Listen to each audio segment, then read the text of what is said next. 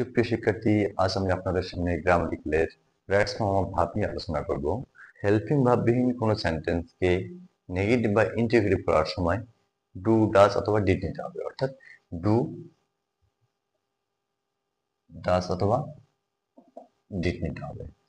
Helping verb সাহায্যের ভাব, সেই আমরা জানি দুইটা টেন্সে অ্যাফার্মেটিভ সেন্টেন্সে কোনো সাহায্য থাকে না, সেটা প্রেজেন্ট ইনডিফিনিট আর একটা পাস্ট ইনডিফিনিট। যদি মেইন ভার্বের প্রেজেন্ট ফর্ম থাকে তাহলে প্রেজেন্ট ইনডিফিনিট টেন্স, আর যদি পাস্ট ফর্ম থাকে তাহলে past indefinite tense.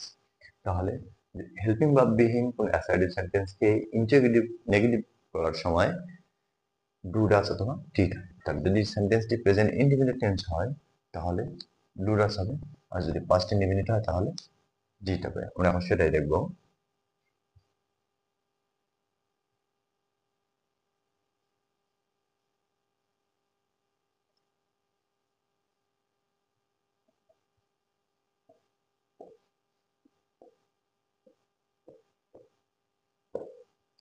I see him yesterday, এটা কি ইন্টিগ্রেট করতে হবে। এখানে যদি ইন্টিগ্রেশন চিহ্ন দেওয়া থাকে তাহলে বুঝে নিতে হবে এটাকে ইন্টিগ্রেট করতে হচ্ছে।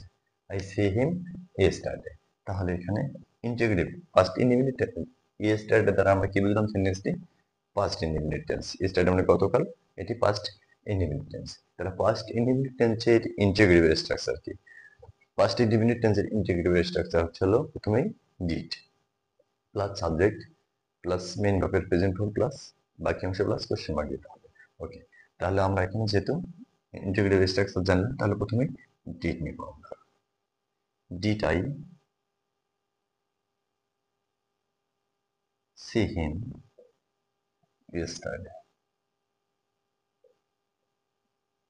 কোশ্চেন মার্ক দিতে হবে। He not go to school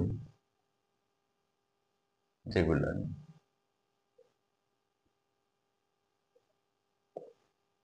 he not go to school regularly, এখানে রেগুলারলি আছে। আমরা নাম্বার 2 অর্থাৎ 2 নম্বর রুলে পেয়েছিলাম রেগুলারলি থাকলে বাক্যটি প্রেজেন্ট ইনডিফিনিট টেন্স হয়। তাহলে প্রেজেন্ট ইনডিফিনিট টেন্সে অ্যাফার্মেটিভে কোনো হেল্পিং ভার্ব নেই, তবে নেগেটিভ ও ইন্টিগ্রেটিভে ডু অথবা ডাজ হয়।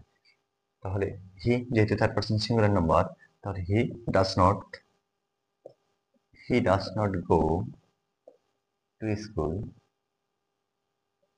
রেগুলারলি।